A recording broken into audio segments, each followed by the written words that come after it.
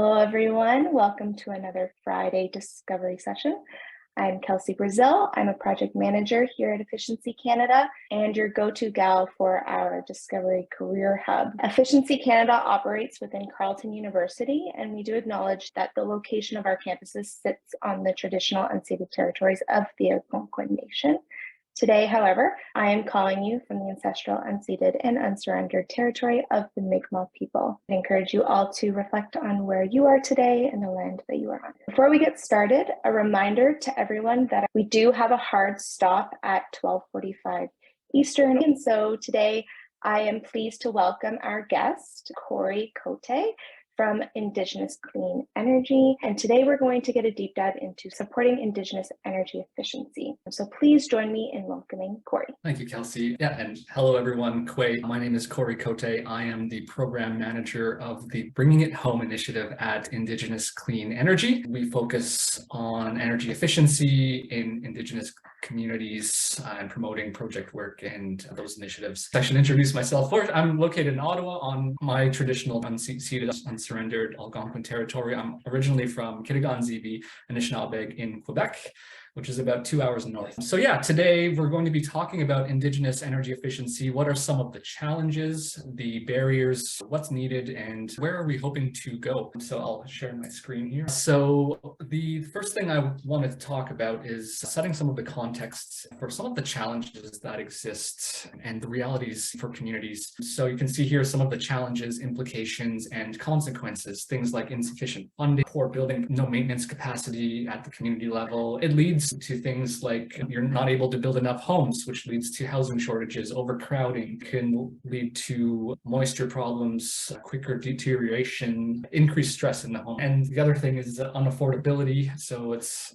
heat and energy bills are very tough for community members to deal with. It's been a problem, and these are the sorts of things that it's not newly reported. These are things long known about in communities. And so this is just a cycle, and it's a cycle that's been happening for years and years. Homes are just not lasting long enough. And so we see energy efficiency as a way to break that cycle in order to create homes that are healthy, affordable, comfortable, and energy efficient, of course. So what are the things that we need to make this happen? The first thing is we need investment. And another discovery session that we did, I think last year, was with our Energy Foundations report. And in that report, we estimate that there's a total need of about $5.4 billion into Indigenous energy efficiency for housing. This is a conservative low end of our estimate. So that's on top of money that's needed to address core housing needs. And so this investment also needs to be done in a way that respects values, rights, and in a way that respects Indigenous realities. The current system, there's funding out there a little bit here and there, national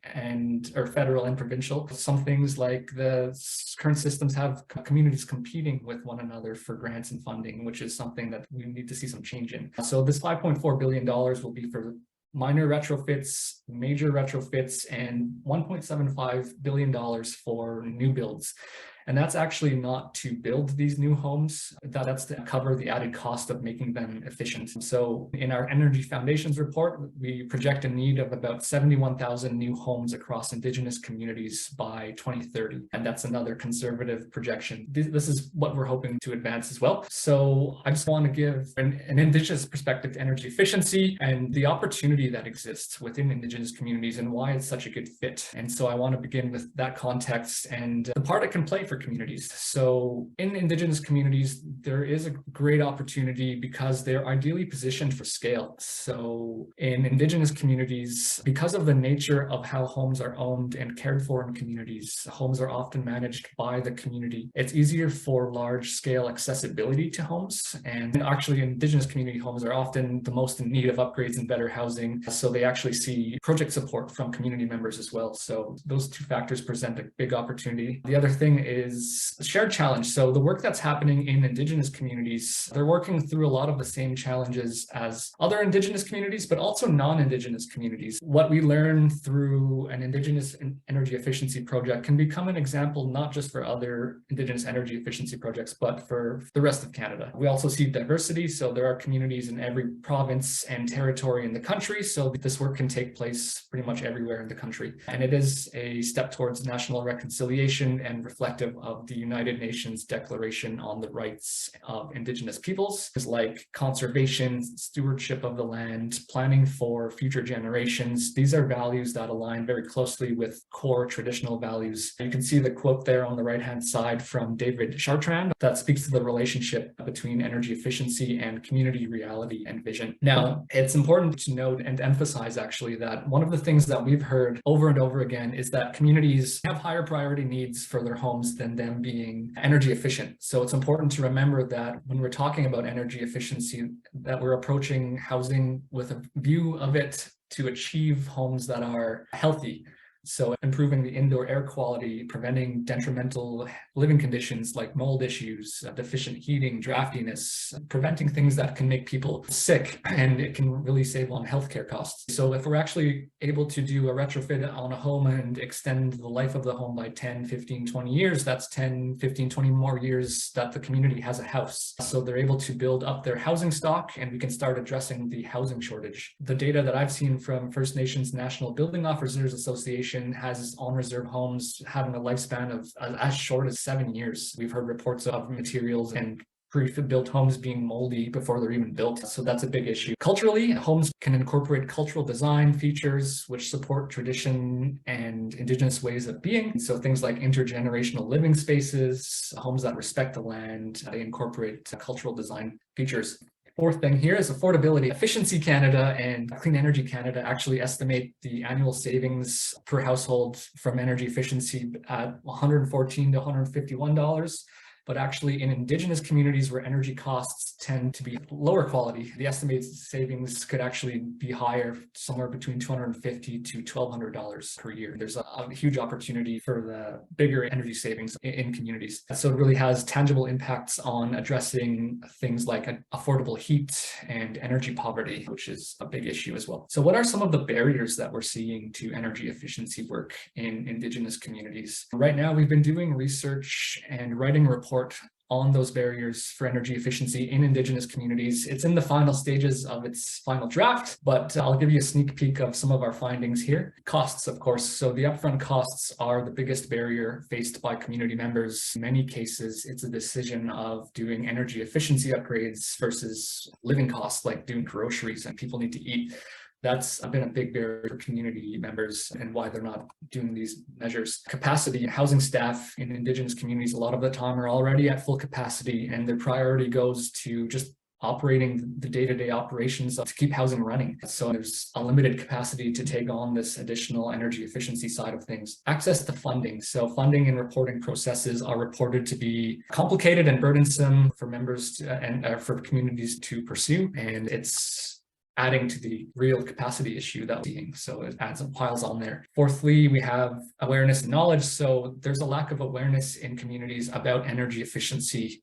Where do you begin? What measures do you take? How do you move forward with a project? And lastly, we have partners and contractors. There's a lack of qualified contractors in general. There's even less who have experience working with Indigenous communities. So there's a lot of difficulty building trust for communities. I'll speak a little bit about the initiative, Bringing It Home. We're an Indigenous-led initiative to enable and implement healthy, energy-efficient homes and facilities in First Nation, Metis, and Inuit communities. Everything that we're doing within Bringing It Home is about how do we scale up energy efficiency initiatives? How can we do community scale energy efficiency and replicate that in Indigenous communities across Canada? We've been working with guide communities through their energy efficiency project work and helping to guide their initiatives. We're building an online resource library, which you can visit at icenet.work. We're compiling resources, tools, guides, templates to support Indigenous energy efficiency project work. We've received funding to train Indigenous energy advisors, which we're doing on a regional basis to maximize our reach. And the newest thing, which I'll touch on a little bit later, is the Project Accelerator program that we're creating and developing at the moment, and hopefully we'll be launching soon.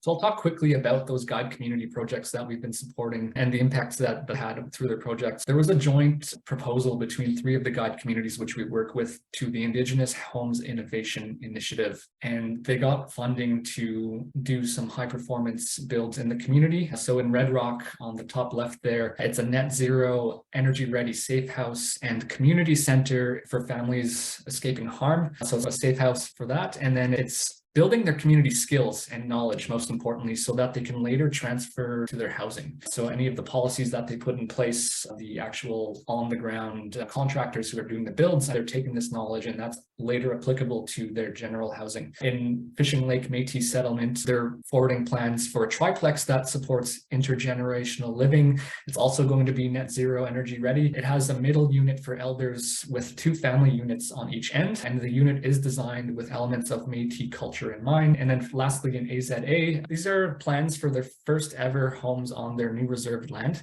and that will become the model for the 100 homes to come. So they're starting with 6, and they are going to be built to net zero ready as well. So these building standards are really forwarding how these communities do housing, and they're taking these learnings and takeaways, and through this project, we're going to be applying it to their general housing. So I'll touch on the project Accelerator and where we're going with bringing it home. We've taken our learnings from our work with the guide communities and the best practices, lessons learned that they're facing. But with some of the COVID shutdowns and other slowdowns, things weren't happening quick enough. So to scale and speed up our efforts, we got proactive. And now we are developing a national project accelerator program to support Indigenous energy efficiency. The project accelerator at its core is a capacity building program, and it's designed to support the startup and implementation of new community scale projects. It is going to offer a blend of virtual and in-person learning that is going to be delivered by Indigenous experts, leaders, organizations, people with project experience, but also Indigenous organizations and industry experts. It's going to take place over 18 months, and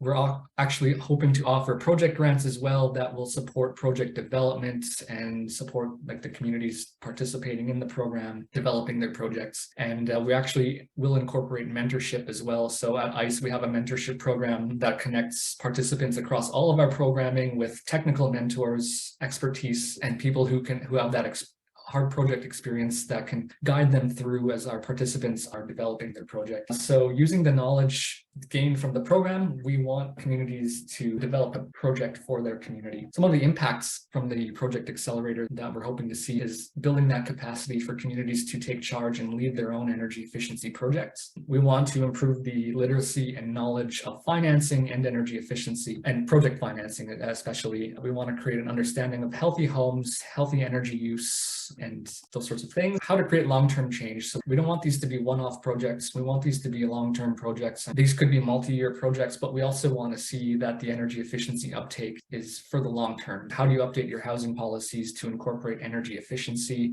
so that future generations will benefit from this? Where we want to establish meaningful partnerships, so that could be with governments, could be with other Indigenous communities, could be with funders, provinces. We want utilities. We want to create that sort of environment that communities have a support system that supports their initiatives. Building community action plans, that's a given with the project. We want communities to better understand what needs to be done in their community, where they want to go, and how do they get there. And most importantly, the main goal of the program is for each community to come out at the end with an energy efficiency project underway that's ready for financing, to approach funding. So that's the main goal of the program. We're hoping to launch the Project Accelerator here in the very near future, and our timelines have it starting in the new year here. It is built around the Indigenous energy efficiency enabling environment. So these are the 6 key components that we see and we've identified with speaking with Indigenous leaders, experts, industry experts, Indigenous organizations. These 6 components are where capacity needs to be built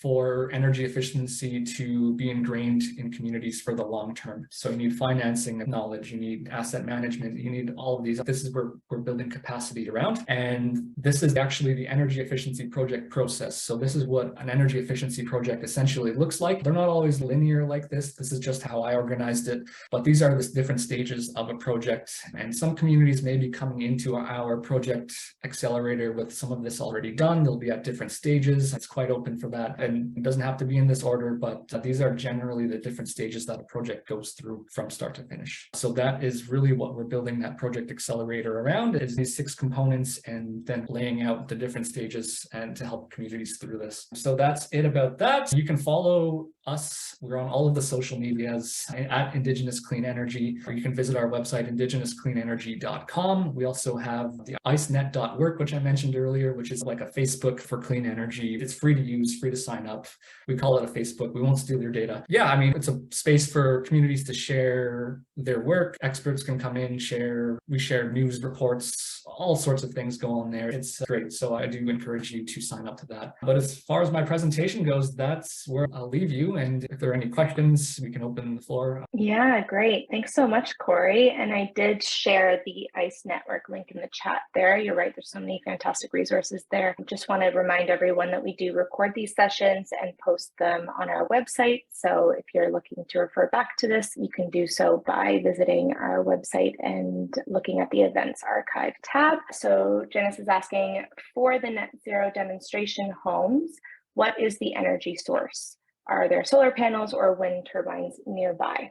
Those homes will be starting off as net zero energy ready, so they won't actually have the solar panels installed, but that is something that, yeah, eventually the community wants to get where there's rooftop solar available. And so all of the hookups are going to be ready and built in. It's just going to be like that funding will come a little bit later, and their focus is getting the homes built first. That's great. Thank you. David Wilson has a question. How can ICE promote Indigenous uptake of HVAC expertise that will be required to support heat pumps that will have to be part of net zero in remote communities? Yeah, no, that's another great question. My director bought a house and he was getting a heat pump installed, and he had to go through 3 contractors before he found one that knew what they were talking about. And so it's definitely an issue and something that we're looking at. I don't have an easy answer for that one, unfortunately. It's something that needs to happen, not just for Indigenous communities, but in general in Canada. There's not enough reliable contractors out there and people who do HVAC work at the moment when it comes to efficient builds and efficient infrastructure. Wish I had an answer for you on that one, but what we're doing is trying to create a database of companies who do this sort of work so that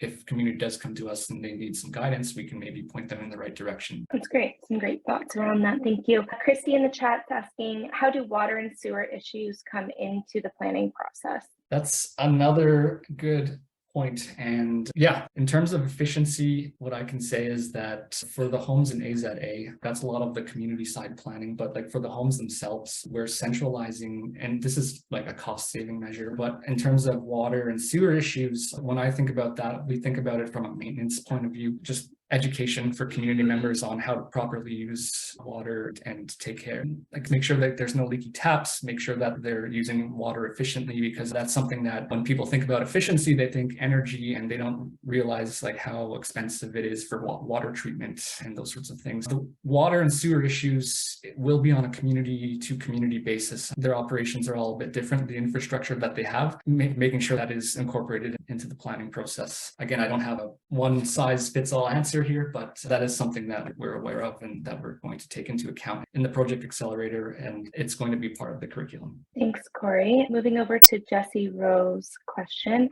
Have you looked at how energy efficiency work can integrate with existing building management and maintenance processes in First Nation communities? Yeah, for sure. And so I'll say in a lot of communities, the maintenance processes are very much lacking. So these projects that we're hoping to get started is a good entryway into that sort of education. Does the community have a maintenance plan in place already? If not, how do we get there? Are community members aware of the maintenance that needs to happen in their homes? If not, how do we provide that sort of education? Is there a clear definition of who's responsible for what maintenance? Is it the community responsible for X, Y, and Z? Or is that the responsibility of the home occupant? It is very different from community to community. Like every community is so unique, and that's one of the main things that we need to keep in mind. But yeah, that is something that we are keeping in mind. There's a community that we've worked with that has installed heat pumps on 100+ community homes, but when you need to hire some guy from Vancouver to come and do the maintenance, it's not really the best system. So it's like that's how that sort of employment and knowledge at the community level is important to build up, and something that we are looking at. Thank you. Corey, can you tell us particularly about heat and energy recovery ventilator equipment needs in the northern communities? Yeah, it's a huge need in most communities, not just northern communities. When it comes to efficient homes, like the rule of thumb is you build it tight and you ventilate it, right? So you're controlling all of the airflow in the home. It's a controlled airflow. And so you're really maximizing on the heat that stays in the home and the cooling as well when you want it, when you need it. So that is a huge need across a lot of communities. Some communities are moving towards them, but then there's also the education aspect. We've spoken with communities where they install these HRVs and this equipment, but then the home occupant's not educated on how to use it. And to them, all they feel is like cold air coming into the home. So they actually plugged it up with a blanket and they're not getting that clean air circulated into the home. The first need is we need to get more available to homeowners. And then we need that education piece as well on like how to properly use it and maintain it. Yeah, great point about also the homeowner education. I think that's always an important piece. Matthew here is asking, how will indoor air quality be prioritized, managed, and measured in the retrofits and new homes? Yeah, so with these projects that we're working towards, like the communities will make their own priorities, so whether their main focus is reducing GHG emissions, improving the indoor health. That's a tough thing to measure. And as far as I know, I've done some research recently on if it's quantifiable, if anyone's doing any work quantifying health improvements and energy efficiency in Canada. Honestly, there's not a ton. So that is something that we are going to be looking to do in terms of forecasting impacts for communities when they're doing these retrofits. But at the moment, there's not a lot of data within Canada. And if anyone on the line knows of a reporter or knows of some sort of data, please feel free to share it. I'm always looking for new reports, new data sets and things like that. I know that's something that's in terms of making it quantifiable, we'll need to figure out a way to do that. It's not a lot in Canada. I know in the UK, they fund energy efficiency through their health department actually because of the healthcare costs that they've seen. So I've been looking a little bit into that. So if you're interested in that, I would point you in that direction. Thank you. Reef's question here says, great presentation. Any thoughts on dealing with the funding silos within the federal government, for example, between ISC and NRCan? Yeah, other than on community level work and projects that we're working on within bringing it home, the other side of things and the bigger picture of things is we're working to improve the environment around energy efficiency, finance, support and funding and what's out there right now. Obviously, you saw that number at the beginning of my presentation, $5.4 billion is needed. That might not all come from government funding.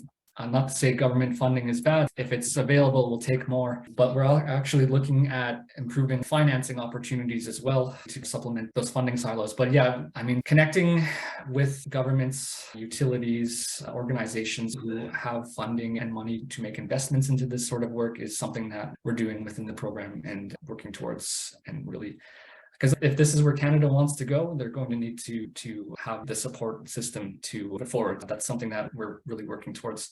Great. Lee's asking, how many communities are dependent on diesel for energy? How many? Put me on the spot here, but off the top of my head, I don't know. Most northern communities, though, I can say that there's a lot on diesel. Any remote northern community, other than the ones that are now getting off of diesel, like through programs like the Indigenous Off Diesel Initiative, which is helping to get communities off diesel in the north. There's a lot. There's way too much. I wish I had a number for you. I can find that number for you later on, but yeah, right now I don't have that. No worries. Thank you. And Arif shared in the chat an interesting report on the impact of cold temperatures for those of you who want to check that out. Last question for today, Corey. I'm just wondering if you could share one last message with everyone here today. What are you hoping that people take away from your presentation? Yeah, within bringing it home, everything we do it in the light of collaboration, sharing, networking. We mentioned those funding silos. We don't want these projects to be done in silos either. Like we want to make sure that we're sharing our successes, we're sharing our work, our project, our challenges, how we're overcoming these challenges. Like it's got to be done in a way where people are working together, because it's to do with climate, energy reductions. And this is something that's affecting everyone. It's not just Indigenous communities. It's not just non-Indigenous communities. It's all one big system. Yeah, collaborate, share. If you like, share solutions with one another, just share, network with each other, because yeah, that's what we're trying to do within bringing it home. And the communities that we work with, the guide communities, they meet every month or two. They're connecting with one another, sharing successes, talking about their projects and where they want to go. And they're like really bouncing ideas off of one another. And within bringing it home, that's really what we're all about. Again, that resource library that we put together, we're just trying to see what's out there, existing, where's there gaps, we'll develop it. But yeah, it's really about creating that environment of support for one another. Fabulous. What a lovely way to close out today.